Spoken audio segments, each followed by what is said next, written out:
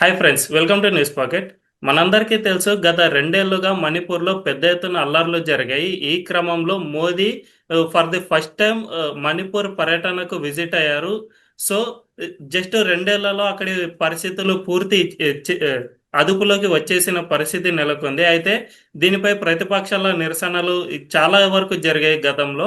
వీటన్నిటి నేపథ్యంలో ప్రస్తుతం మణిపూర్లో ఉన్న పరిస్థితుల గురించి మనం ఒక్కసారి, మన ముందు ప్రసాద్ పేకేటి గారు ఉన్నారు. ఆయన గురించి మనం విశ్లేషణ చేద్దాం.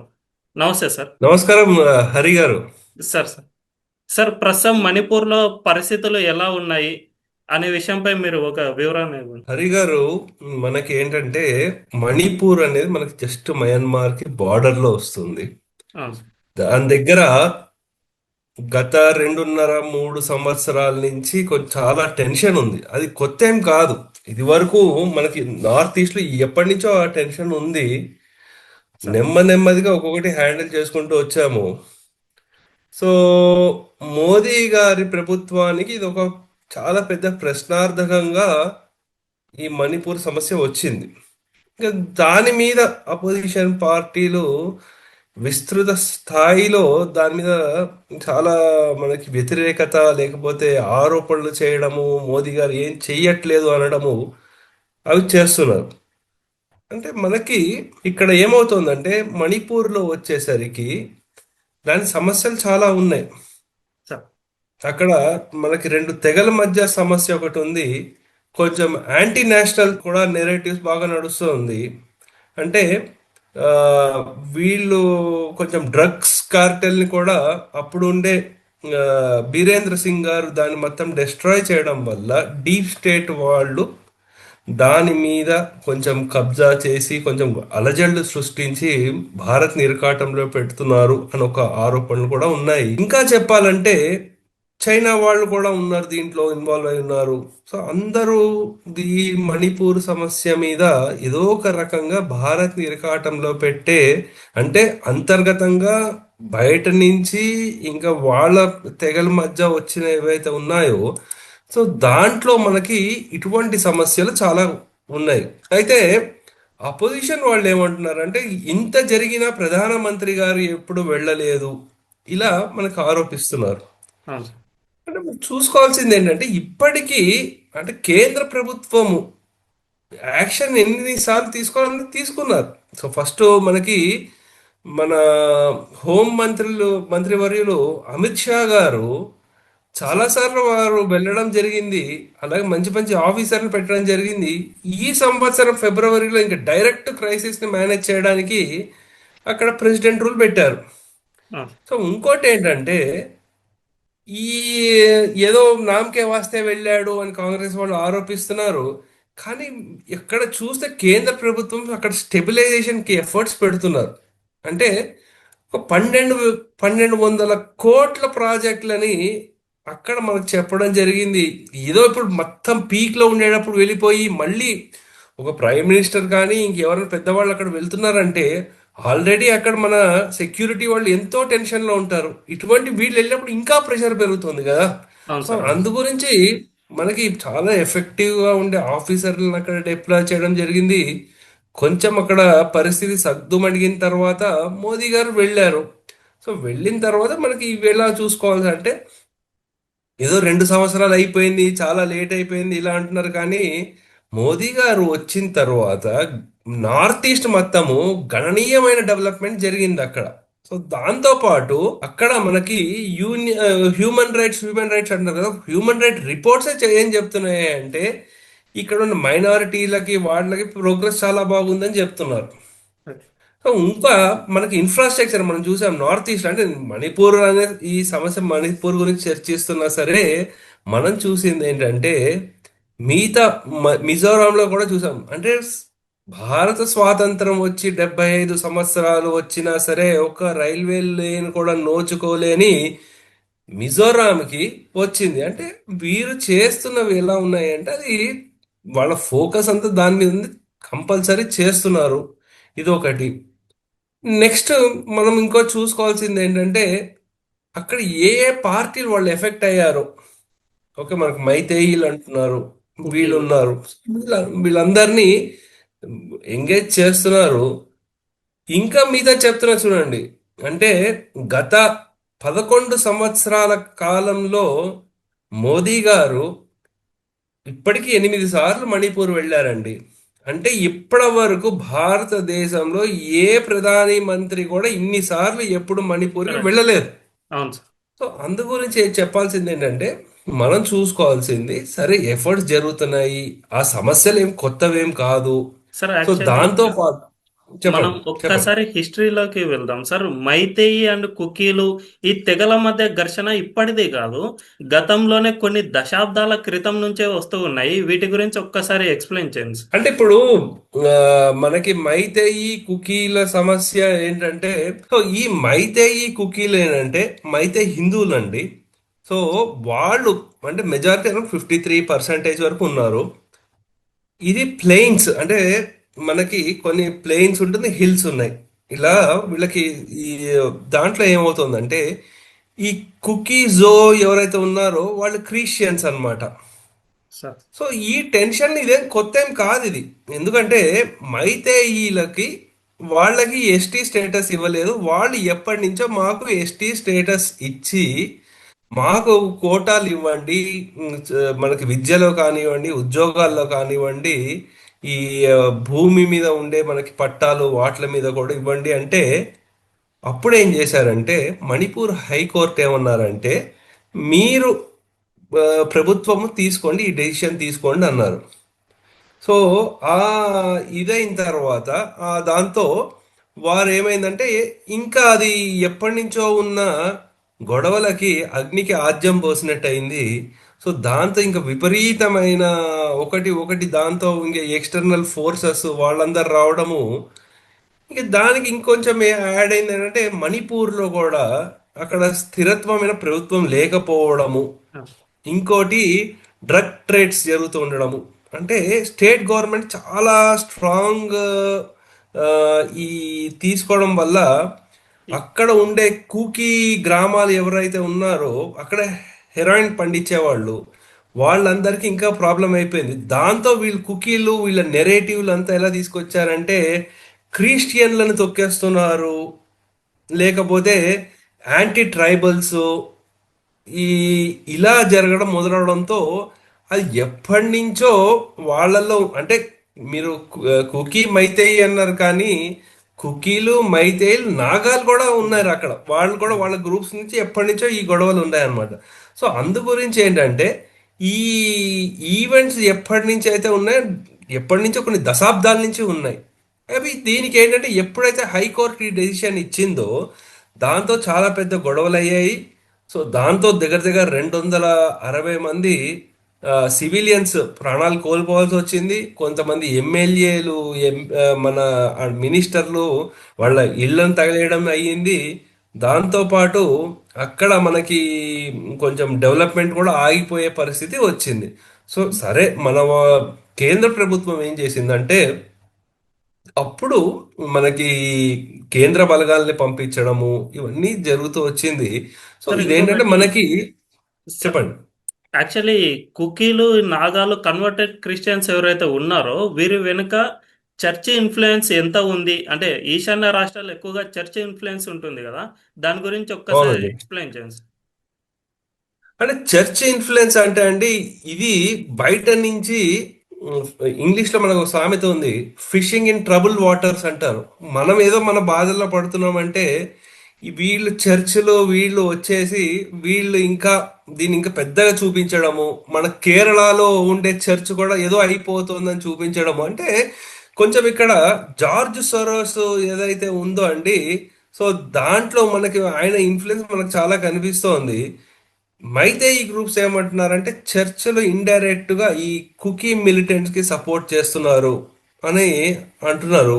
సో మన చర్చ్ కూడా ఏంటంటే ఇండైరెక్ట్లీ ఈ కుకీలకు సపోర్ట్ చేయడము లేకపోతే కన్వర్జన్స్ సపోర్ట్ చేయడము అంటున్నారు. కానీ నెంబర్స్ కూడా చూసుకుంటే ఇటు మనకి మైతేయి గ్రామాలను కూడా తగిలేసారు, కొన్ని చర్చిలకు కూడా ప్రాబ్లం అయ్యింది. కానీ బయట నుంచి చర్చ్ ఏవైతే ఉన్నాయో వాళ్ళందరూ కూడా ఈ ఇంటర్నేషనల్ అటెన్షన్ తీసుకురావడానికి ఆ, ప్రపంచవ్యాప్తంగా 5 అతిపెద్ద క్రిస్టియన్ ఆర్గనైజేషన్స్ ఏవైతే ఉన్నాయో, అలాగే European Parliament, human rights wing వీటిలన్నిటిని యాంటీ క్రిస్టియన్ అని చూపించి దీన్ని ఒక ఇంకా పెద్దగా చేసే భూతద్దంలో చూపించే ప్రయత్నం మాత్రం తప్పకుండా జరిగింది. సరే, ఇంకొకటి, ఈ ప్రాంతంలో ఆయుధాల సంగతి ఒక్కసారి మాట్లాడుకుంటే, ఆయుధాలు ఉమ్. మయన్మార్ అంటే చైనా ఇన్ఫ్లుయెన్స్ తో మయన్మార్ త్రూ ఈ కుకీలకు ఆయుధాలు అందుతున్నాయి. ఈ ఆయుధాలకు సంబంధించిన నిధులు సైతం విదేశాల నుంచి వీరికి వచ్చి చేరుతున్నాయి. సో ఈ నిధుల నుంచి చైనా అందిస్తున్న ఆయుధాల వల్ల ఇక్కడ ఎక్కువగా ఇష్యూ ఫ్లేర్ అప్ అయ్యింది అనే విషయం మనకు తెలుస్తుంది. మనకు గవర్నర్ అజయ్ భల్లా ఎంపికైన తర్వాత కూడా ఫస్ట్ తీసుకున్న యాక్షన్ ఈ ఆయుధాలన్నిటినీ సరెండర్ చేయాల్సిందే అనే యాక్షన్ నే ఫస్ట్ టైం తీసుకున్నారు సార్. దాని గురించి ఒక్కసారి ఎక్స్ప్లెయిన్. అవునండి. అంటే మనకి ఇక్కడ మనకి మయన్మార్ బార్డర్ లో అది ప్రైమరీ రూట్ అండి, ఈ ఇల్లీగల్ ఆర్మ్స్ అమ్యునేషన్ సప్లై చేయడానికి. సో దానికి ఏంటంటే ఈ మనకి ఒక ఒప్పందం ఉందన్నమాట. అదొకటి ఉంది. ఇంకోటి ఆర్మ్ ఫోర్సెస్ స్పెషల్ యాక్ట్ అని కొన్ని పోలీస్ స్టేషన్లో మన ఆర్మీ వాళ్ళే అక్కడ ఉండే కంట్రోల్ ఉండేది. ఎప్పుడైతే ఆ కంట్రోల్ తీసేయడం జరిగిందో, అంటే ఇక్కడ పరిస్థితి నార్మల్ అవుతోంది అని వాళ్ళు తీసేయడం జరిగిందో, అప్పటి నుంచి వీళ్ళు ఏం చేస్తున్నారంటే ఇంకా ఇంకా విస్తృత స్థాయిలో వీళ్ళు ఇంకా ఎక్స్పాండ్ చేయడము ఇల్లీగల్ ఆర్మ్స్. అంటే మనకి ఈ ఇండియన్ మయన్మార్ బార్డర్ నుంచి కుకీ జో మిలిటెంట్స్ కి మయన్మార్ నుంచి పంపించడం జరిగింది. అలాగే డ్రోన్స్, మిజైల్స్ ఇవన్నీ కూడా పంపించారు.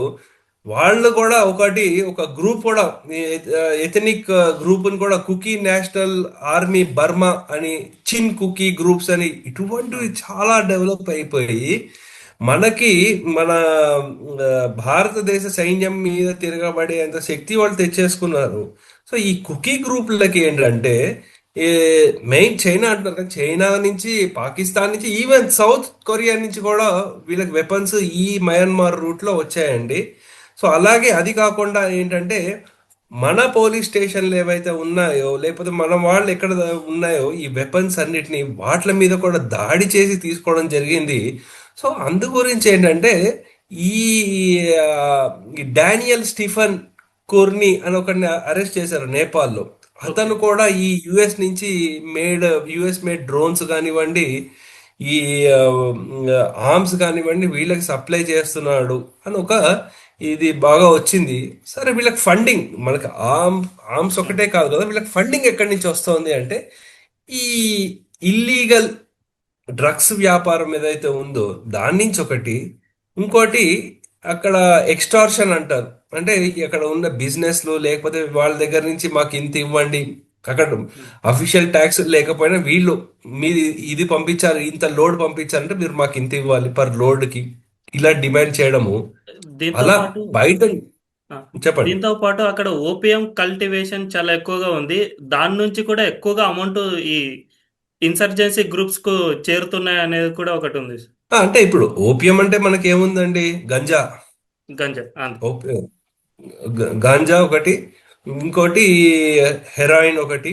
ఆ, సో ఎస్పెషల్లీ ఏంటంటే ఈ మన ఏమంటారు మనకి ఇదొక హబ్ కింద, అంటే ఇక్కడ మ్యానుఫ్యాక్చర్ అయ్యి వేరే వేరే కంట్రీస్కి వెళ్తోంది అనేది ఒక ఆరోపణలు ఉన్నాయి. సో అందు గురించి ఏంటంటే, సో ఈ డ్రగ్స్ మీద ఉక్కుపాదంతో బీరేంద్ర సింగ్ గారు చేశారు కాబట్టి డీప్ స్టేట్ కానివ్వండి, అండర్ వరల్డ్ కానివ్వండి, వీళ్ళు ఇల్లీగల్ ఆర్మ్స్ ని సప్లై చేస్తూ తిరగబడుతున్నారు, వీళ్ళని రెచ్చగొడుతున్నారు, దాంట్లో మతాన్ని తీసుకొస్తున్నారు, లేకపోతే ఆ ట్రైబ్స్ మధ్య గొడవల్ని తీసుకొస్తున్నారని చాలా ఆరోపణలు వచ్చాయండి. దానికి తగ్గ ప్రూఫ్ కూడా మన దగ్గర వచ్చింది కూడా. సార్. సార్, వీటన్నిటిని ఇప్పుడు అది ఇవన్నీ చూసుకున్న తర్వాతే సెంట్రల్ గవర్నమెంట్ ఒక కీలక నిర్ణయం తీసుకుంది. అక్కడ ఉన్న బీరెన్ సింగ్ గవర్నమెంట్ మొత్తం డిస్మిస్ చేసేసి మరీ ముఖ్యంగా అజయ్ భల్లాను అక్కడ గవర్నర్గా ఎంపిక చేసింది. అజయ్ భల్లా మోదీకి చాలా నమ్మకమైన వ్యక్తి. అంతేకాకుండా అతను తీసుకునే యాక్షన్స్ అన్ని చూసుకుంటే ఇక్కడ ఉన్న పరిస్థితి చాలా వరకు ఇప్పుడు సద్దుమణిగినట్లే కనిపిస్తుంది. అజయ్ భల్లా యాక్షన్స్ గురించి ఒక్కసారి ఎక్స్ప్లెయిన్ చేస్తారు. అంటే మనకి అజయ్ బల్లా గారు యూనియన్ హోమ్ సెక్రటరీ, వారు యాక్చువల్లీ చెప్పాలంటే వారు పంజాబ్ క్యాడర్ వారు సారీ అస్సాంలో వాళ్ళకి అస్సాం మేఘాలయ క్యాడర్ వారికి ఏంటంటే బ్యూరోక్రాట్ గా చాలా అనుభవం ఉంది. దాంతో పాటు మనకి ఎస్పెషల్లీ చెప్పాలంటే మనకి సెంట్రల్ గవర్నమెంట్ లో కొన్ని ఎకనామిక్ అఫైర్స్ కానివ్వండి, ఇంటర్నేషనల్ కోఆర్డినేషన్ కానివ్వండి, వారు చాలా చేశారు. దానికంటే అంటే లేటెస్ట్ దీనికంటే ముందు అంటే ఈ మణిపూర్కి వచ్చే ముందు వారు యూనియన్ హోమ్ సెక్రటరీగా ఉన్నారు. సో వారి టర్మ్లోనే మనకి ఆల్మోస్ట్ అంటే మనకి ఇప్పుడు కాశ్మీర్లో ఆర్టికల్ 370 ఎత్తేసిన తర్వాత ఎటువంటి టెన్షన్లు ఏమీ లేకుండా వారు దగ్గరుండి అన్ని మేనేజ్ చేసుకుంటూ వచ్చారు. అలాగే మిగతా మనకి ఏంటంటే ఇంకా మనకి ఎటువంటి సమస్యలు రాకుండా మనకి అంటే మనకి ఫామ్ లాస్ తెచ్చినప్పుడు కానివ్వండి, సిఏఏ ఇవి తెచ్చినప్పుడు కానివ్వండి, రామ్ మందిరం తీసుకొచ్చినప్పుడు కానీ ఎటువంటి టెన్షన్లు ఏమీ లేకుండా చాలా జాగ్రత్తగా హ్యాండిల్ చేసుకుంటూ వచ్చారు. వారు రిటైర్మెంట్ అయిన తర్వాత వారిని మణిపూర్ గవర్నర్గా అపాయింట్ చేశారు. సో అందు గురించి ఏంటంటే అప్పటి నుంచి మళ్ళీ అంటే వారికి ఉన్న ఈ ఇంటర్నల్ సెక్యూరిటీ మీద ఎక్స్పీరియన్స్, దాంతోపాటు ఈ ప్రాంతాన్ని స్టెబిలైజ్ చేయడానికి వారిని తీసుకురావడం, దాంతోపాటు ఇక ప్రెసిడెంట్ రూల్ పెట్టి మన మోదీ గారి విజిట్ కి కావాల్సిన అన్ని ఏర్పాట్లు చేయడము, అక్కడ ఉండి మళ్ళీ పీస్ ఇనిషియేటివ్స్ మళ్ళీ స్టార్ట్ చేయడం, అవన్నీ వీరి కాంట్రిబ్యూషన్స్ చాలా చాలా సిగ్నిఫికెంట్ అండి. సార్ సార్, ప్రస్తుతం మణిపూర్లో పరిస్థితులు సద్దు మణిగినట్లేనా, లేదంటే మళ్ళీ రీసెంట్ టైమ్స్ లో ఫ్లేర్ అప్ అయ్యే అవకాశం ఏమైనా ఉందా? అంటే మణిపూర్ని జస్ట్ కుకీ మైతేయిల మధ్య గొడవ కిందే చూడకూడదు మనం.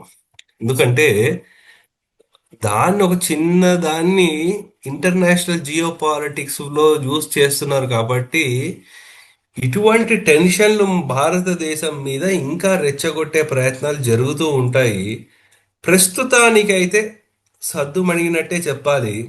మళ్ళీ ఈ ప్రెసిడెంట్ రూల్ ఎత్తేసి మళ్ళీ ఎప్పుడైతే మనకి అక్కడ మళ్ళీ స్టేట్ గవర్నమెంట్ ఎప్పుడైతే వస్తుందో అప్పుడు ఎలా ఉంటుంది పరిస్థితి అని మనం చూసేంత వరకు మనం ఏం చెప్పలేమండి. ఇప్పుడు ఏంటంటే సరే మోదీ గారి పరిస్థితి బాగుంది, వారు తీసుకోవాల్సిన స్టెప్స్ కానివ్వండి, డెవలప్మెంట్ ఎజెండా కానివ్వండి, వాళ్ళు ముందుకు తీసుకెళ్ళడం జరిగింది.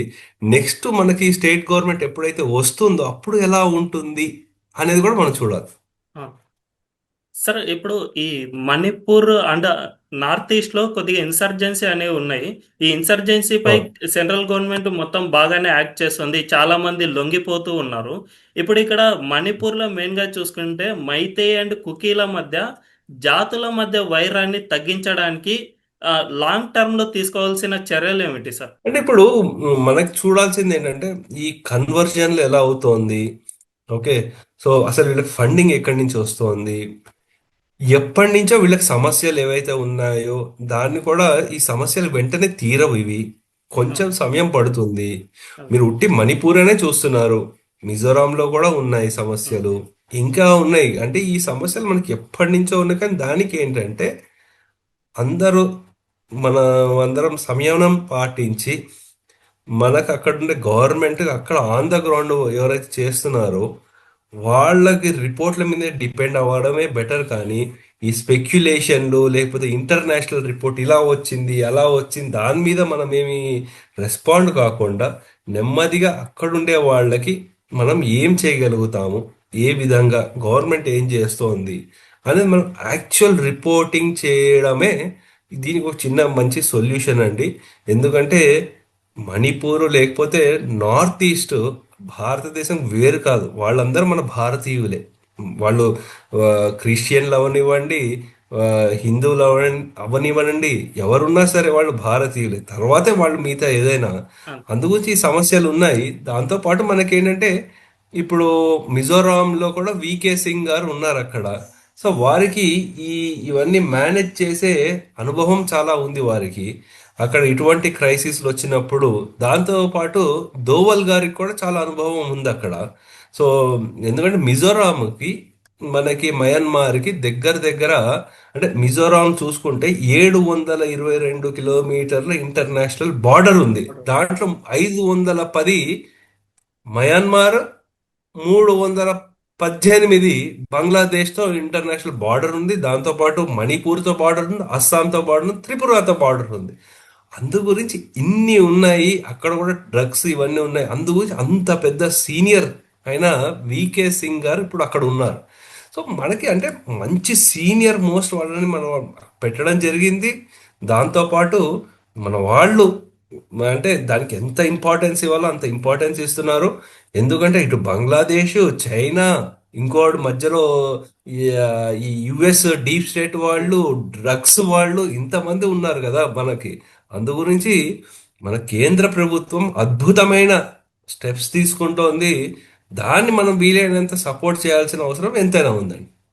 సార్ యాక్చువల్లీ ఈ నార్త్ ఈస్ట్ బార్డర్లో అంటే బంగ్లాదేశ్లో కొంత భూభాగం కలుపుకొని దీంతో పాటు నార్త్ ఈస్ట్ అండ్ మయన్మార్ ఈ మూడు దేశాల్లో కొంత భూభాగాన్ని విడదీసి క్రైస్తవ దేశంగా ఏర్పాటు చేయాలి అని గతంలో డీప్ స్టేట్ కుట్ర పన్నినట్టు షేక్ హసీనా బయటపెట్టారు సార్.